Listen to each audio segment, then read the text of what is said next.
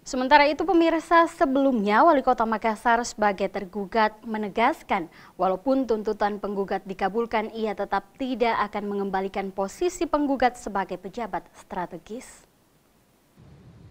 Menanggapi sidang terbuka gugatan Ketua Komisi Pengendalian dan Percepatan Program Strategis KP3S Sitiara Kinang dan sejumlah anggotanya yang akan dihelat di Pengadilan Tata Usaha Negara PT-UN di Jalan Pendidikan Raya pada tanggal 24 Juni 2015, Wali Kota Makassar Muhammad Ramdan Pomanto mengatakan hal ini akan menjadi tempat untuk membuka semua hal yang tidak diketahui oleh publik selama ini terkait kinerja orang-orang yang ditempatkan di KP3S yang semuanya akan terungkap beserta bukti-bukti yang ada.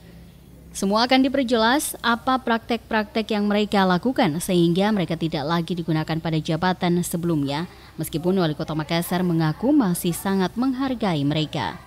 Komisi Aparatur Sipil Negara sebenarnya itu paling tinggi. Yang paling tinggi itu Komisi Aparatur, karena memang bahagiannya di situ. Ini kan aneh ini, yang dia gugat SK-nya Sabri sebagai asisten 1. Apa hubungannya? Itu kan haknya pemerintah kota itu.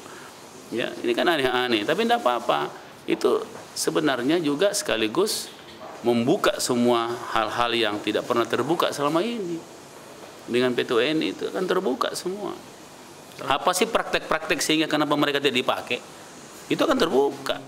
Nantinya jika gugatan penggugat dimenangkan oleh pengadilan, Wali Kota Makassar Muhammad Ramdan Pomanto tetap tidak akan mau mengembalikan jabatan mereka karena merupakan hak wali kota yang dilindungi oleh undang-undang.